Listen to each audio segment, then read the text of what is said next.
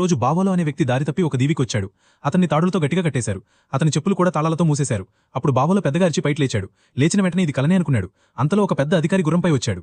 అతని చేతిలో ఒక పొడవైన కత్తిలాంటిది ఉంది. దాన్ని బావోలో కాలికి గుచ్చాడు. అప్పుడు బావోలో నొప్పితో అరుస్తుండగా కొంతమంది సైనికులు పెద్ద ఆకులు లాంటి గంపలు వేసి బావోలో వెనక భాగాన్ని లాగడం మొదలెట్టారు. వీడియోని కంటిన్యూ చేసే ముందు ఎవరైనా సబ్స్క్రైబ్ చేసుకోకపోతే సబ్స్క్రైబ్ చేసి నన్ను సపోర్ట్ చేయండి. ఇలాంటి వీడియోస్ మరెన్నో మీ ముందుకు తీసుకొస్తాను. బావోలో తట్టుకోలేక నేలపై బోర్ల పడ్డాడు. తర్వాత అక్కడే పడిపోయాడు. తర్వాత లేచినప్పుడు అతను ఒక చిన్న వాహనంలో బంధించబడి దీవి లోపలికి నెమ్మదిగా తీసుకెళ్తున్నారు.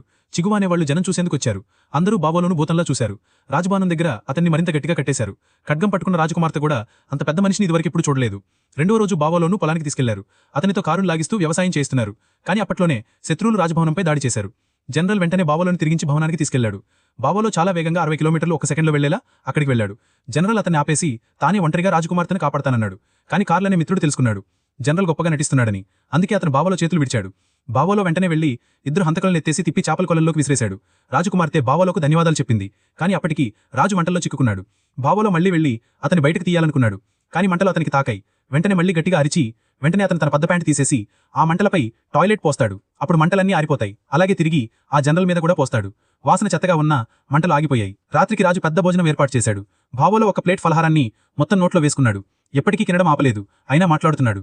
అప్పుడు ఆ జనరల్ తాను అల్ట్రామ్యాన్ అని, తక్కువ హైట్ ఉన్న చాలా శక్తివంతుడిని అని అన్నాడు. అందరూ అతన్ని ఇష్టపడరు. రాజు బావోలో కోసం సముద్రం పక్కన ఒక గొప్ప ఇల్లు కట్టించాడు. అప్పట్నుంచి బావోలో గ్రామంలో పెద్ద హీరో అయ్యాడు. వేల మంది అతనితో సినిమా చూసేంతగా అతనికి గౌరవం వచ్చింది. రాజు అతనికి వీరుడి బహుమతి ఇచ్చాడు. కానీ జనరల్ చాలా అసూయగా మారిపోయాడు. వెనుకటి కోపంతో గ్రామరక్షణ వ్యవస్థను ఆపేశాడు. దాంతో శత్రువులు బాంబులతో దాడి చేశారు. బావోలో రాజును కలిసి సహాయం అడిగాడు. కానీ జనరల్ నవ్వుతూ ఇవ్వను అని అంటాడు. కానీ బావోలో తన ఎరుపు షర్టు ఈసేసి సముద్రం వైపు నడిచాడు. శత్రువులను అతను కొట్టకుండా చర్చించాలనుకున్నాడు. కానీ వాళ్ళు విన్న వెంటనే బాంబులు వదిలారు. వాటిలో ఒకటి అతనికి తాకినా ఏమీ కాలేదు. బావోలో కడుపు పైకి లేపి బాంబులను తిరిగి పంపాడు.